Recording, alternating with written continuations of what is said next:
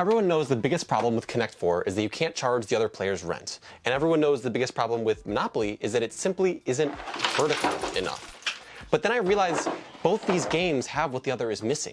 The pieces to make the perfect game are right in front of me, and all I need to do is mash them together haphazardly. My idea is to essentially create a vertical Monopoly board. You'll play multiple rounds of Connect 4 on it, purchasing properties and interacting with the Monopoly elements between rounds. The core concept for this was actually really easy to test. You just give players money and have them play a round of Connect 4. Then, after that round, they can buy spaces based on where their pieces are, with the lower spaces being more expensive. And in the next round, they get to charge players rent if they want to play pieces in spaces they own.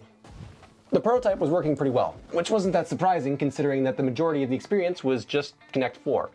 But that's also the problem I have with it, is there isn't nearly enough virgin Monopoly blood in it yet.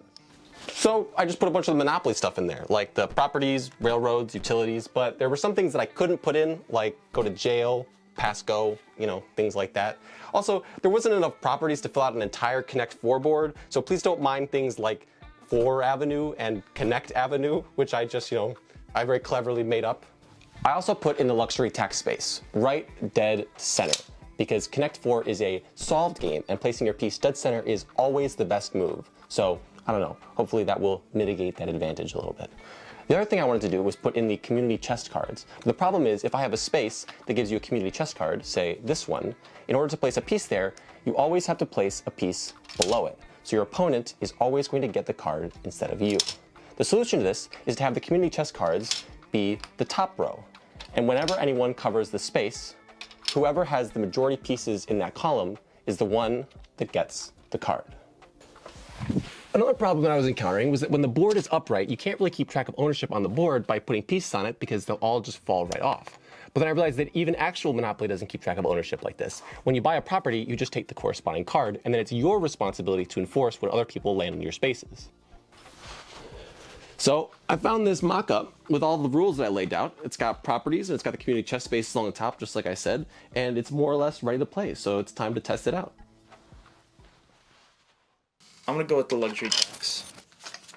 Bold first move. Yeah. I'm gonna go with The free parking. No, yeah. Okay.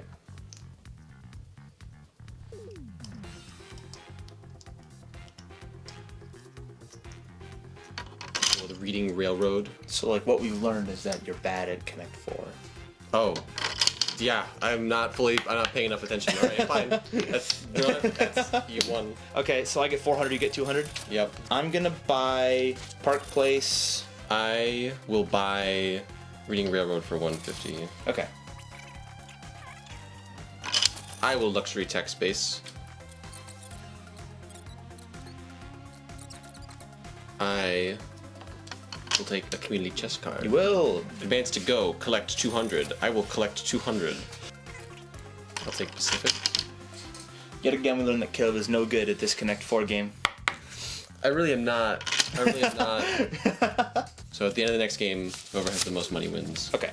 So I'm gonna go 100 on the electric company, 150 on this railroad, and I'll buy Boardwalk as well.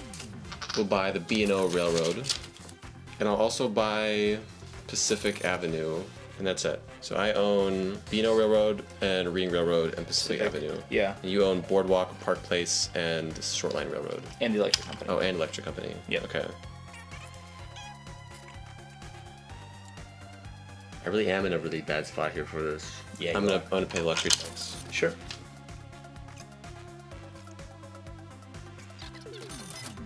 So I either pay you 150 or I pay you 50? Yeah. I pay you 50.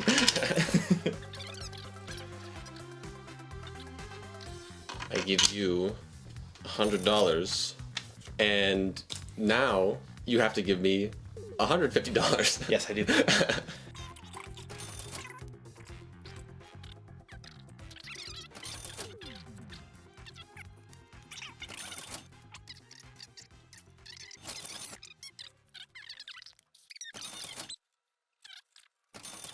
St. Charles Place. The game.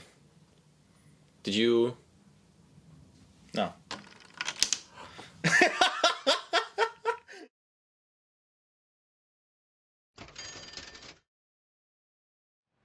Even though I'm obviously terrible at it, I really enjoyed Connect Monopoly, and I think it worked a lot better than I expected. The strategies that arose from being able to buy spaces and then work around those in later rounds was really interesting to play with. It's also just been a while since I've been able to build something outside of Tabletop Simulator and be able to physically play it around a table, so that was really nice. And now I can be known as the Connect Monopoly guy instead of the Card Wars guy, which is, that's favorable, right?